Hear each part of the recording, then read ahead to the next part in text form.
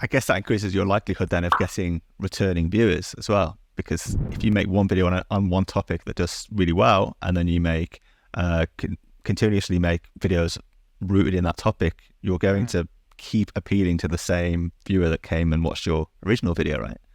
Definitely, yeah. And I think that's one of the things which is interesting. It's like a double-edged sword in doing that, because if you go too far down one route, you could be really good at like basically recreating the same video slightly differently every time and getting views. But then if you do that too much and you kind of end up pigeonholing yourself into a particular niche, then that can get too niche down and you may not actually want that. So it's kind of like knowing how to leverage success and keep iterating and slightly changing it and making a new video. Do that and know how to do it, but do it and not avoid missing your overall strategy, because it's easy to chase views. But if you then kind of like avoid, you kind of like forget your overall plan of like what the channel brand is meant to be going towards. So for example, if somebody is making a video, let's say like a new YouTube channel, they talk about AI and ChatGPT and stuff, and they just do ChatGPT and AI and stuff, and then they're just like pigeonholed into talking about ChatGPT like exclusively, and that obviously trend jacked, it got them views, but then it may actually have damaged their long-term plans if they're too focused on it.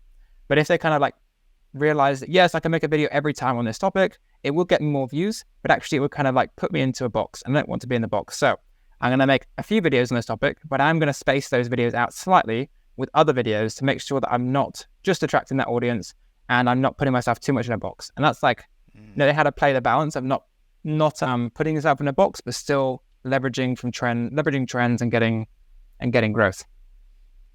It's really interesting, because I know people watching this, and myself included, a lot of the advice we see out there from gurus and experts is stick to your niche and stick to your topic, to keep attracting the same audience. But you're saying there's a middle point where you're not going too narrow, but you've got a little bit of variety on the channel. It's finding that balance by the sound of things.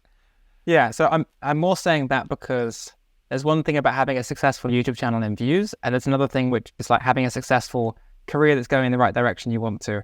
And if you kind of like put yourself in a box, then you may kind of limit yourself in the future.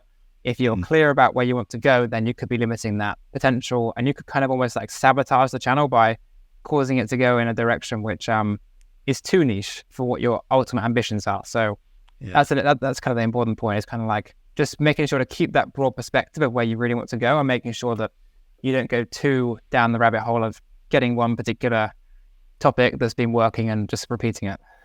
Yeah, that's super valuable advice.